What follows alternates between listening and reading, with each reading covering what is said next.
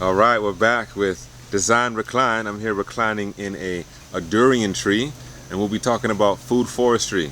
So our zone 2, what's happening in zone 2 as far as how we want to create and fulfill our abundant needs of living on this earth lightly and at the same time nurturing ourselves while nurturing the planet. So I'm here at Kanakiki, and at this place they have quite a plethora of all kinds of tropical foods that can be grown here in Hawaii.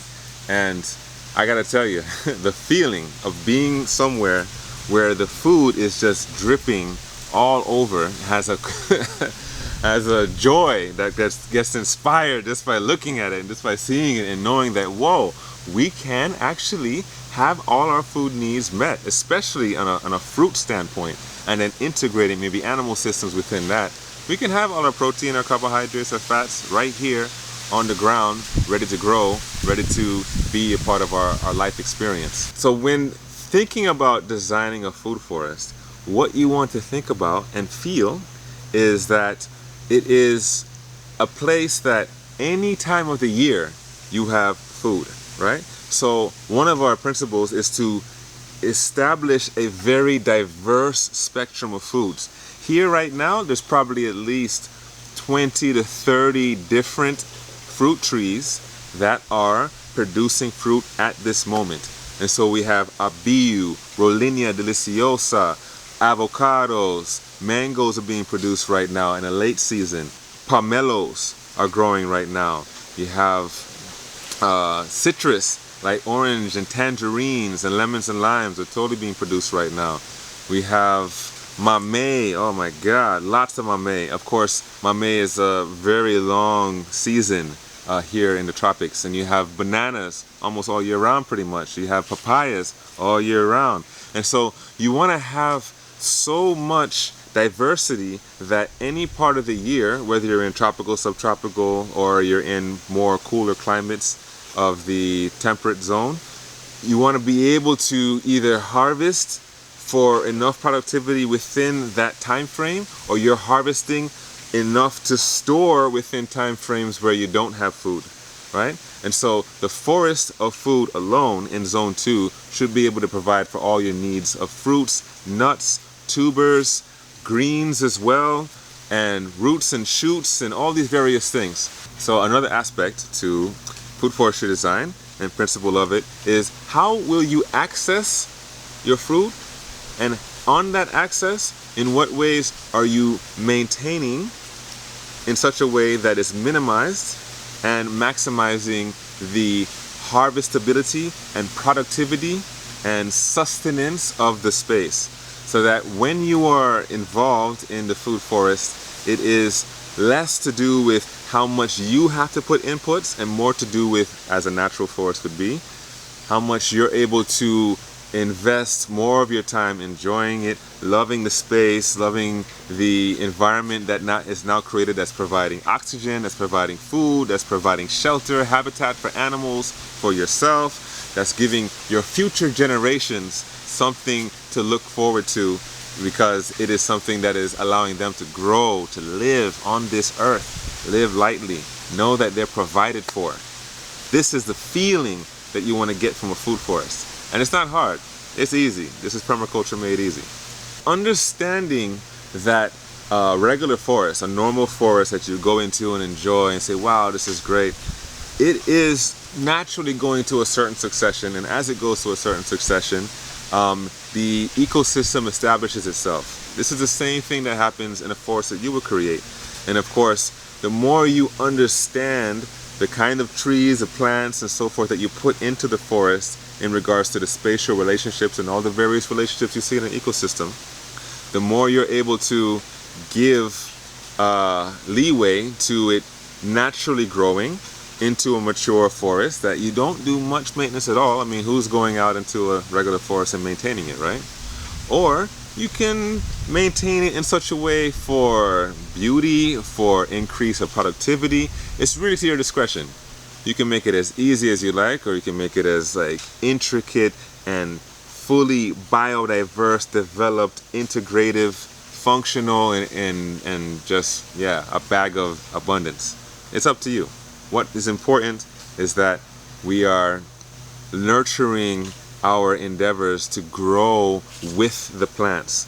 So when you plant that first forest tree, you're going to know that this is a plant for your future and for your future generations. Another very easy and almost obvious thing to do when establishing a food forest is to go into your neighborhood, into your local bioregion, and see what grows.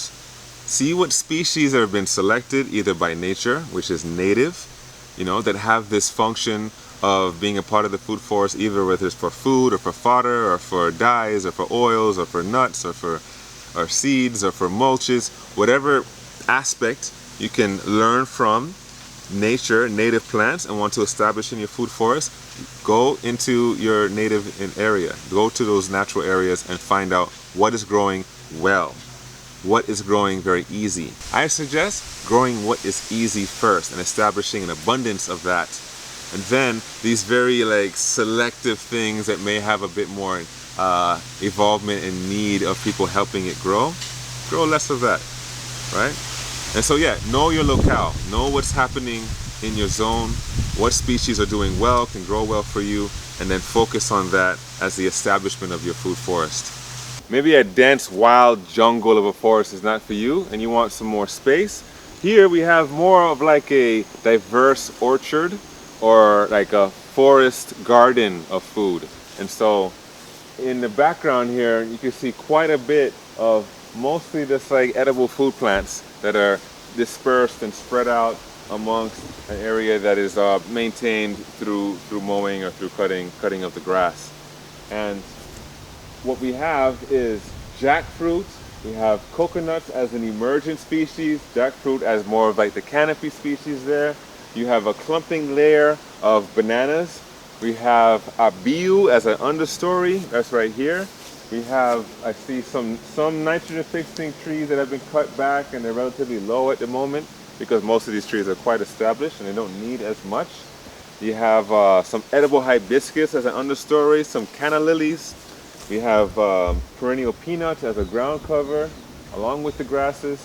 And there's another overstory of ackee and avocado to my left here. All of these are producing right now. I see a noni as an understory. And even right here, there's a newly planted tree. There's some sun, light, a kind of an openness that they want to reach into this open canopy space here of soursop. So there's a lot of diverse plants here. And the ones that you see here are all producing now. And the feeling is that surrounding me is my needs being taken care of, which is amazing. It's a really great feeling actually. And then yeah, there's some plants that could be weedy, that could be cycled back, that are providing nutrient, and especially when you have an established space like this. Initially, it takes some time, right? This is about 20-25 years of growth over time. But within 3 years, if done well, you can have food producing in abundance. It doesn't take that long. It's easy, it's not so hard. Just find what grows well and start planting. And then some things live, some things die, who cares? Just get them in the ground and let's produce our food.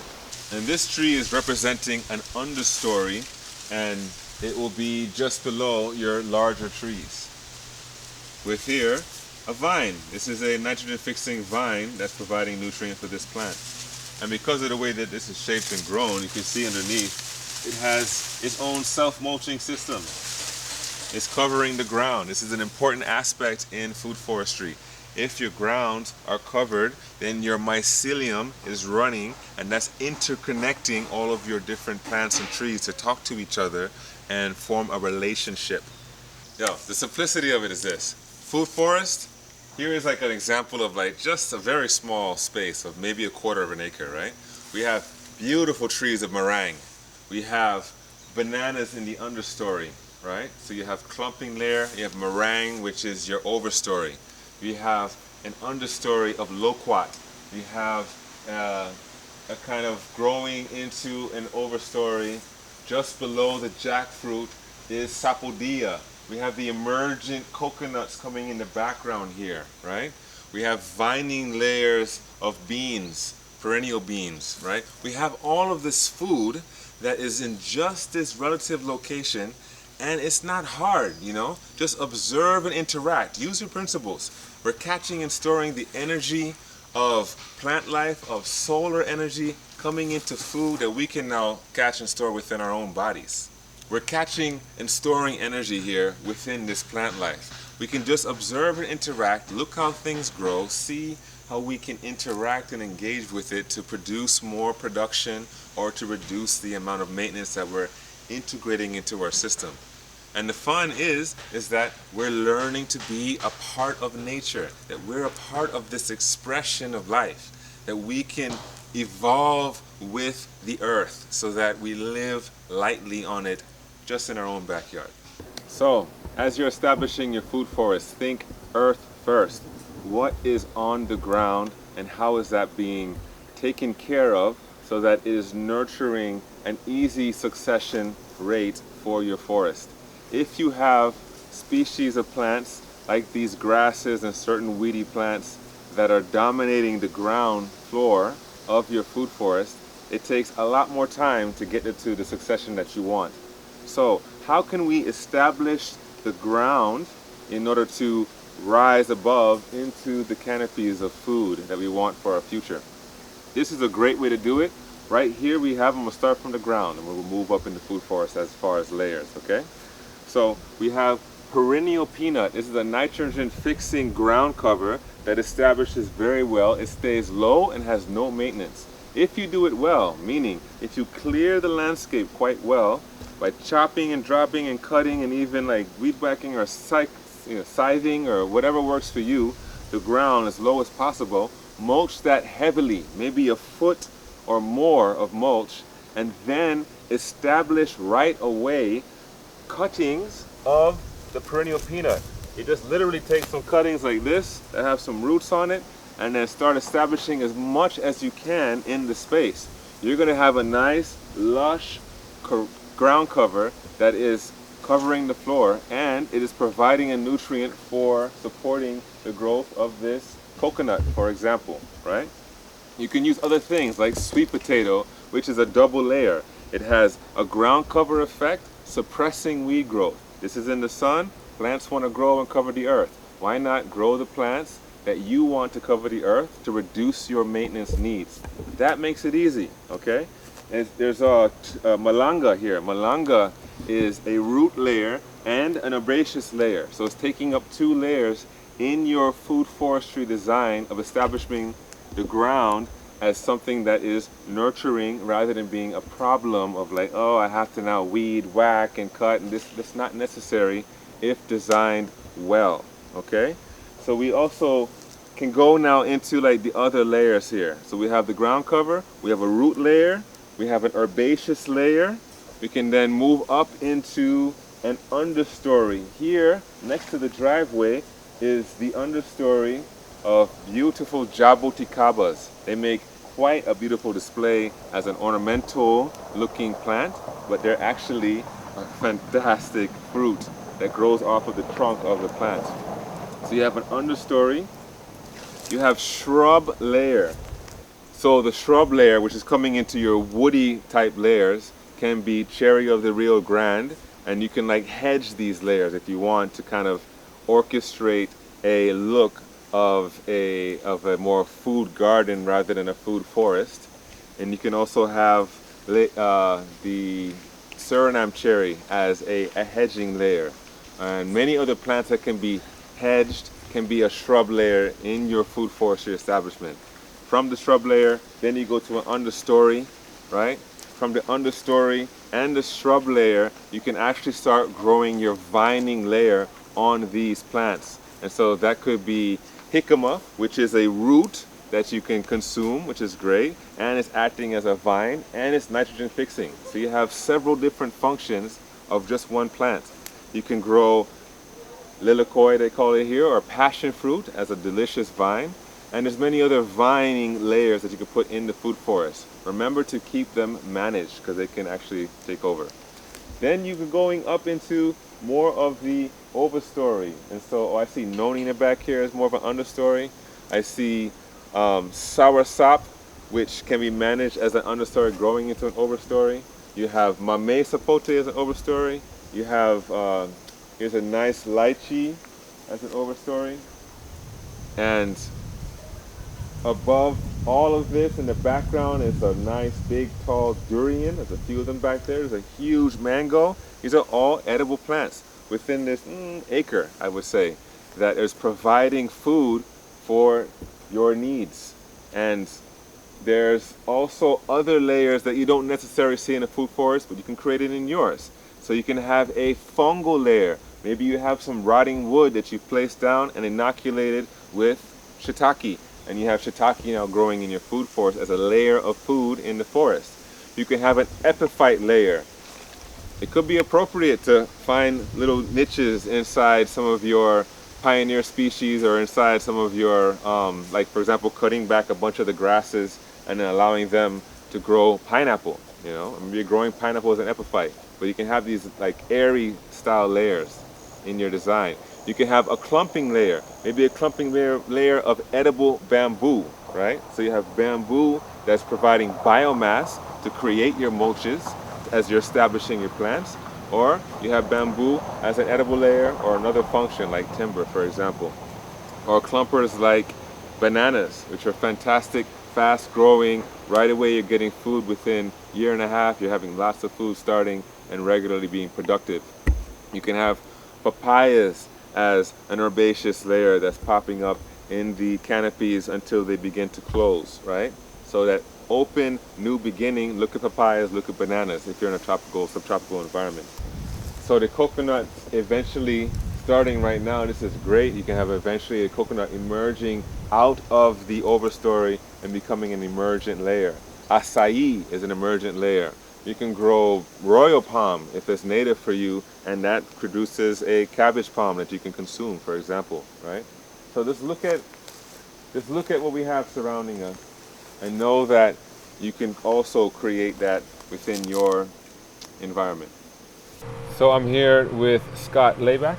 Yes. Yeah, and he is a part of Kalani, managing the permaculture regenerative design here, and one step at a time they're cultivating it. They've been here 40 years and now they're starting to make things happen. And so yeah, show us what's going on. Fantastic, I will. So one of the things that we're doing here, Deva, is a little bit of food forestry, and in this spot what we wanted to do is actually just get as much productivity in here and move on, because I didn't really love the location. So the context for me was that even though it's very close to the kitchen in this spot, there's a lot of things that just aren't optimal here. So what we try to do is create that, take that problem and create a solution. And the solution is we worked it into a food forest, as it was intended by the people that were here before, but they really hadn't completed that project. So I'll take you guys in there and show you what we've got in there. And show us what we're coming through as we come in. Yeah, for sure. We've got multiple layers here. Down here is garlic chives. We've got some katuk here to help screen the propane tank there. And as we go up, we've got African tulip tree that's very beautiful, and we run lilikoi, passion fruit vines up that.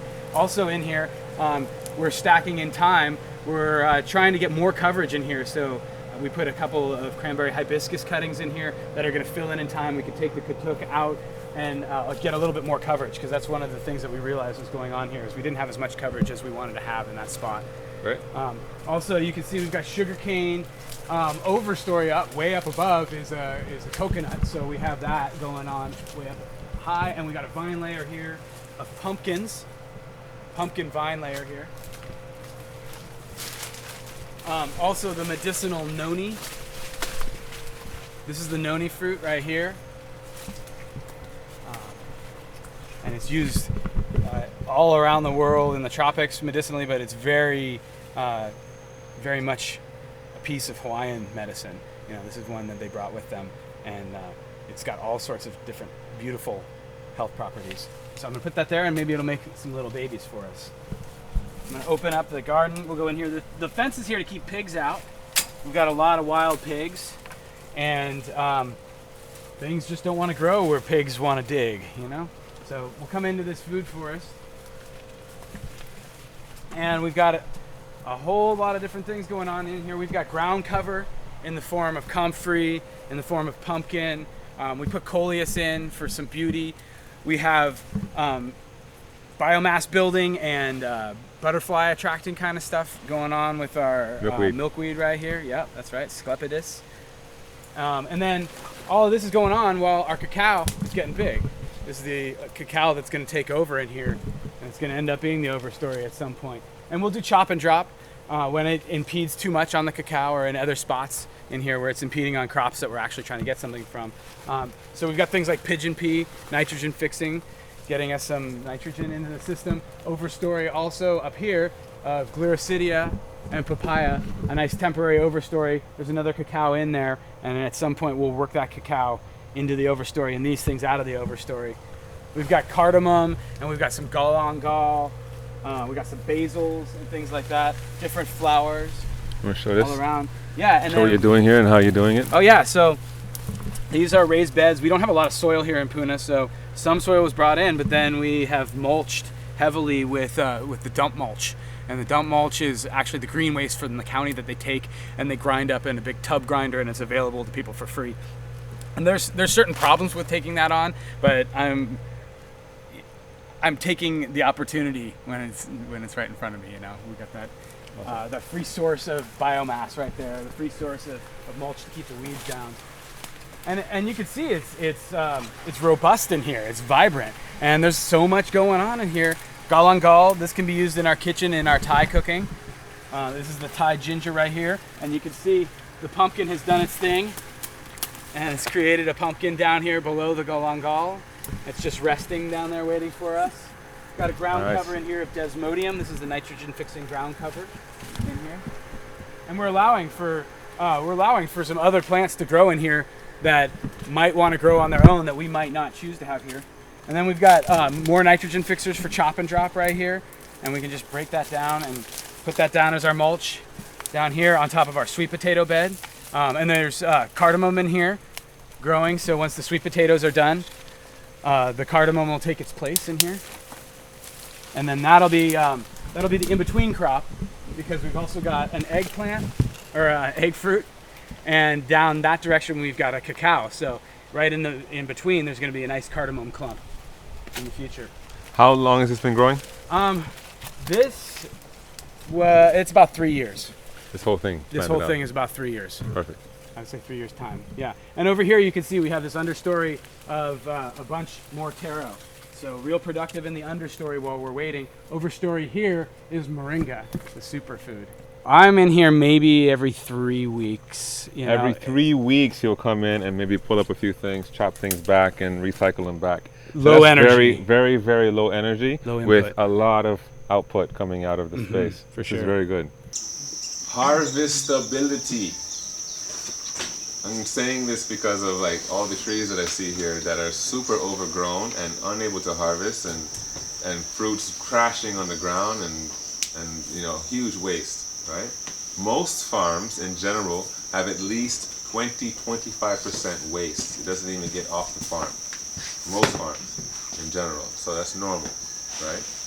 And even most farms, organically or not, lose crops 30-40% crop loss to various problems, whether it's weather problems or insect problems. This is normal, right? But you can effectively make it more efficient in harvesting and collection of fruits, so you're getting more of the abundance that you're asking for without planting more trees.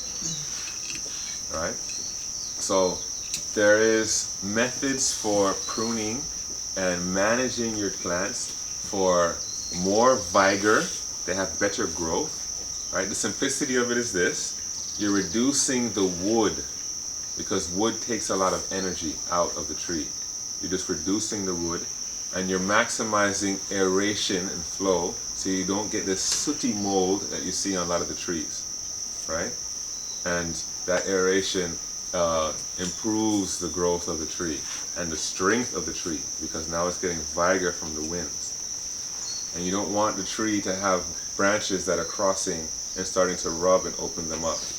So right away, you can go out there and start pruning without being an expert. Just looking at these various things. Oh, these two branches are rubbing each other. Oh, they're not growing outwardly for better and easier harvest. Oh, we have branches shooting directly up. That's making it more challenging to harvest. Cut them off, trim them out, clean it up, improve the plant. You'll get better harvest productivity and more food, more fruit. Make sense? Easy. Permaculture, easy. Made easy, right? Okay, so that's the harvestability aspect of it. Once you go into that aspect, you open up more light. When you open up more light, you can start integrating more plants underneath it and maximizing the potential of the space. Amazing, right? It's like, what? There's solutions there. Holy cow. Really? And it makes sense. Permaculture is like pure common sense. It's just it needs to be given to you, and you're like, oh yeah, that makes sense. Of course. That's what we should do. Let's go do it. Right?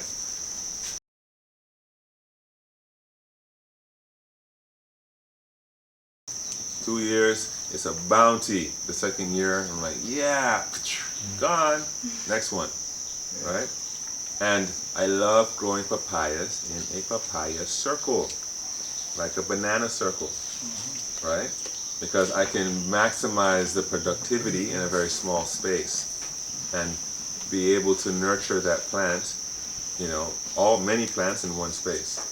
So it's just creating a mound, because I do want good drainage, creating a circular mound with a hole in the center of it, and you're putting all your yard waste, the waste from cuttings, trees, the food into the center, and they are heavy feeders. They suck all that stuff up, and you'll get fantastic papayas, you know, and way more harvestability because it's easy, it's right there in the space, and it's very productive because of the nutrient profile that is there. And it's its own catchment system. It's literally designed to catch its own water in place and take the nutrients and then disperse them into the roots. It's a brilliant design. I love it. And it's so easy, and it can be done here. If you're planting bananas, papayas, coconuts, they can all be done in this fashion. Okay, so I've seen in the tropics 3 fat, massive papayas literally in the same space. Like literally taking up the same space and producing huge papayas, right? So I know that that's possible, but it may not be appropriate, right? So you want to find the spacing that is appropriate. So I would look at other places, see how they're growing, see how close they are, right?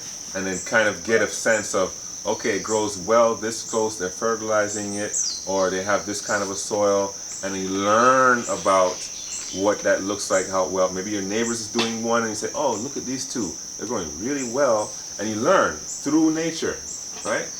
Don't try and figure it out, so to speak. Like, go and see it and say, wow, even on this land, you say, okay, look how close, I wonder if they can get closer and they can still grow well. Or I can see, look how the expanse is of the leaves, and say, okay, I need to at least have this much space so the leaves are not crossing over each other and blocking each other's photosynthesis. So you can just look at that and say, okay, at least this much, and does it need to be wider for whatever reason? And you learn from that. You say, okay, one circle, 3 meters wide, which is 9 feet wide. I can put 6 papayas. Maybe that's your result. Say, okay, I can put 6, and you place 6, and then you test it. And the good thing about papayas, they grow so fast, you'll know right away that didn't work. And it's okay. It's okay. Do it wrong. Nothing wrong with that. Just really take the time to figure it out first. And say, okay, next time I'll put 5. And then, the next time is just like, the next, few months. It's okay, no big deal. And you start doing it. And next thing you know, you have the best papaya circles on Hawaii.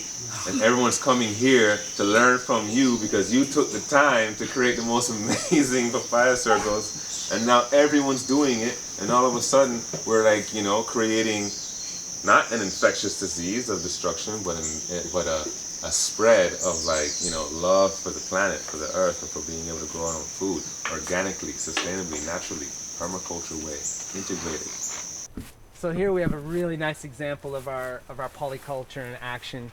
This is a kabocha squash. It's got to be at least probably 5 to 8 pounds. It's in our avocado tree. It's a young avocado tree. It's got its first fruits on it this year. And so what we'll do is we'll experiment with this fruit, see if it's worthy for keeping. Otherwise, we'll chop and drop this and mulch it.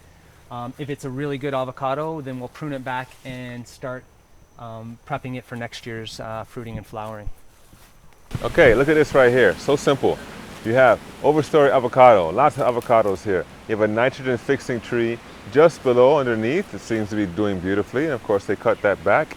You have here to our left a kava, right? Growing in the shade, you know. Think about integrating the shade. Look at this. We have a bird pepper. I mean, it's not exploding with peppers, but who eats explosive amounts of bird pepper, right? It's very hot. And then you have a ground cover of perennial peanut. And I see even some succulents here. There's definitely some beautiful plants. I see you're pointing at right now, that's growing up into it, an air potato, the edible variety. You have bilimbe, it's like an edible leaf kind of taro. And then behind that is a beautiful fern. And so you have like the herbaceous layers. The ground cover here is also Brazilian spinach, another kind of delicious plant that you can cook up and eat. And so I love, and more importantly, the feeling.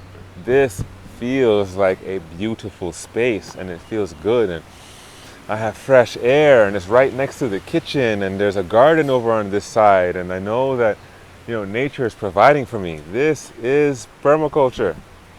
We could just show it's a nursery with a lot of diverse plants. It's food forests is kind of what I try to specialize in, edible forest gardens and permaculture. And so a mix of local native stuff that's edible or good for pollinators or just good for a shady spot, nothing else is growing so well, or a sunny spot that you want pollinators to come in. So, you know, a mix, but you know, you can see the purple tree collards, lots of other stuff in here, raspberries, blackberries, you know, there's chamomile, basil, amaranth, yacon. We'll see the big yacon in a minute. Those merit collards again, and it just keeps going. And then there's kind of more of my unusual fruit and vegetable section over there. The perennial vegetables and perennial fruits that are fun. Some nitrogen fixing shrubs and vines and citrus and stuff. So you know, we grow a lot of different things here in California. We can't grow everything, but you know. Yeah, I've got some pineapple tops rooting right now, and we just sowed a whole big sowing of coffee at Merritt for our greenhouse up there. So some crops are greenhouse only. We're mixing and matching annuals, biennials, herbaceous perennials, and woody perennials in a matrix, much like doing ecological emulation of indigenous traditional food forest systems all over the planet. Then there, I don't know if you can see up high, but it's native Douglas fir tree with a native bay tree, and then stepping down into olives, carobs, citrus, feijoas, loquats, nopales. And this is all again surrounded in the matrix of one of the residential areas we call solar suburbia. We deserve to live in a paradise filled with the Garden of Eden, food in abundance. So once you've designed, you can then recline. Yeah, so, you know, once you establish your abundance of food and your food forest, you can finally design and recline. Yeah, so once you finally establish your food forest, you can sit back in your tree and relax because you have done a good design so that you can recline.